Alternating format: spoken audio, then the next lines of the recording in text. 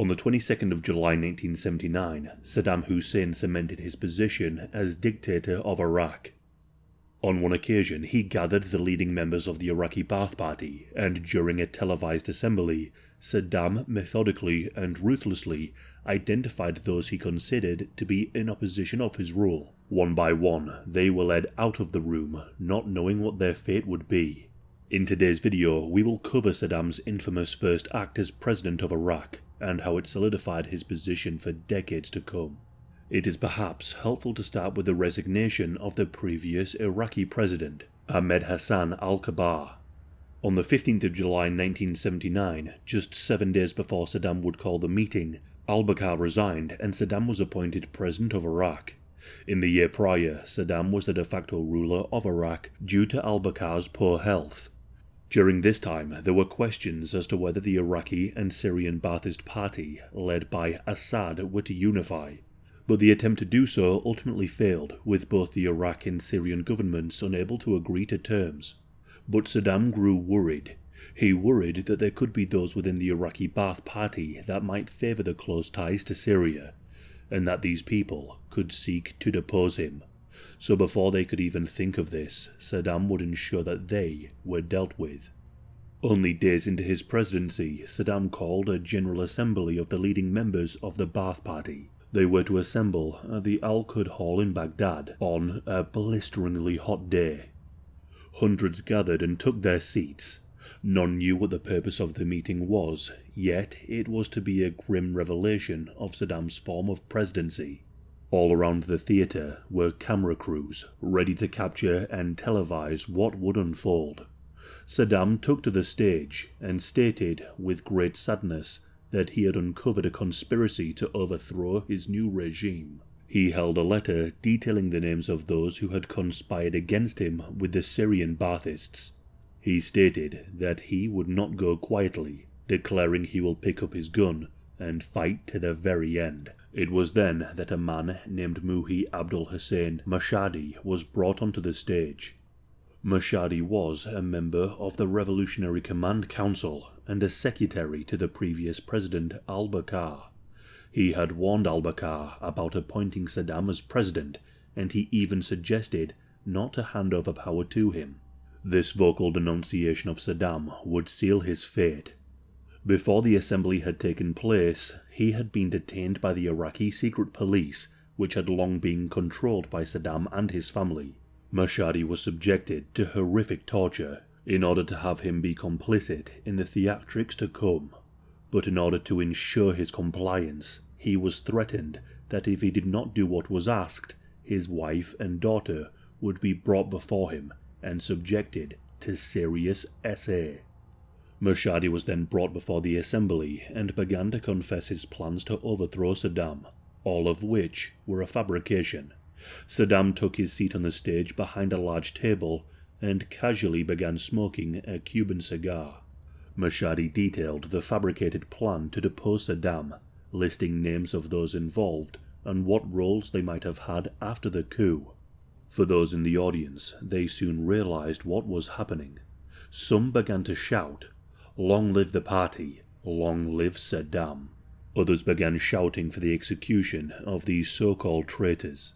The camera panned around the audience, capturing their apprehension and fear, their tears and their stress. Saddam was applauded for stating his faith in those who were loyal to him. Saddam then took to the stage once more. Stood behind him was Ali Hassan al-Majid, better known as Chemical Ali and head of the Ba'athist Security Office. Saddam then stated that any man whose name was read out loud must stand up, recite the slogan of the Ba'athist Party, and then leave. Saddam read aloud 10 names, and they all did as he instructed, save for one who appeared to be called Mohammed Manaf al-Yassin. Mohammed stood up and exclaimed, "Me? I didn't do anything." To this, Saddam merely repeated his instructions, and the protester conceded. More and more names were then read out loud. All the while, those in the audience praised Saddam. At one point, Saddam took a paper handkerchief and dabbed at the tears forming in his eyes, seen as many as a theatrical display. Many of those in the audience followed suit, dabbing their own, likely real tears in solidarity with their new president. In the end, 66 names were read out loud, and 66 men left the hall. These men were escorted out of the building by members of Saddam's security forces. They were loaded into trucks and driven away. For those remaining at the assembly, Saddam allowed members to speak. Many stressed the importance that the traitors be executed, and Saddam gave his word. Many sang in praise for Saddam, perhaps thankful that their names were not read out loud. Some stated how infallible Saddam was, whilst others played along, stressing the danger posed by this fabricated coup. But all of them knew that in carrying out this public spectacle, Saddam displayed what he expected from all members of the party. Not just loyalty to him, but to prepare for an atmosphere of fear and suspicion. And this fear and suspicion would persist throughout Saddam's rule, a defining feature of his oppressive regime.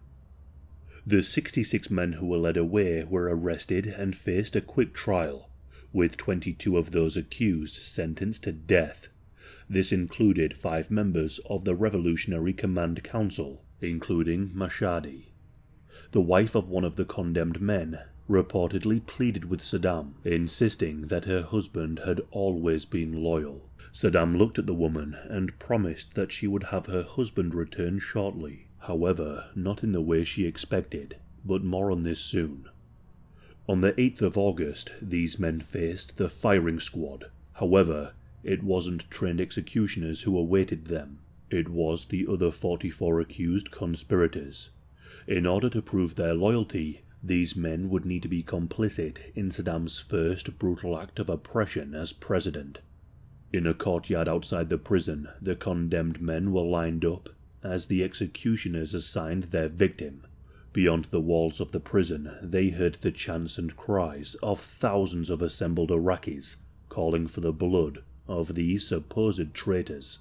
For the executioners, they were understandably nervous. They were handed their guns and told to take aim. They then fired.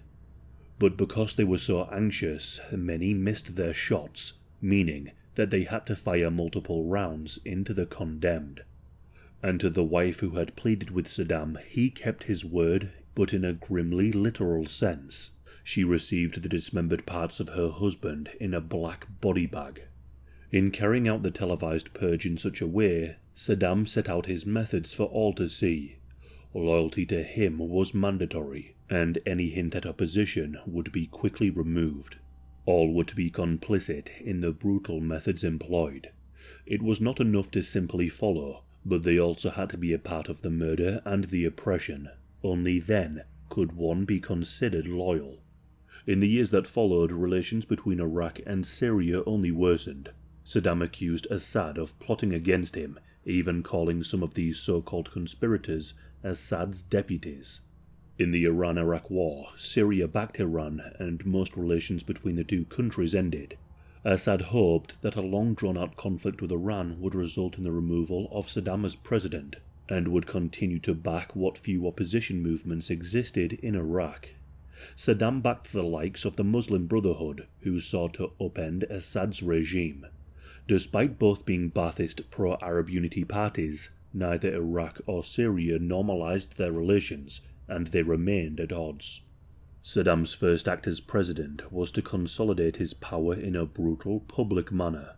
He sought to instill fear and loyalty into the Ba'athist party, and continued these methods throughout his regime. The footage makes for interesting but disturbing viewing. It's horrifying to see the desperate chants of men hoping that they were not next, juxtaposed by the calm, collected manner of the man sending them to their deaths.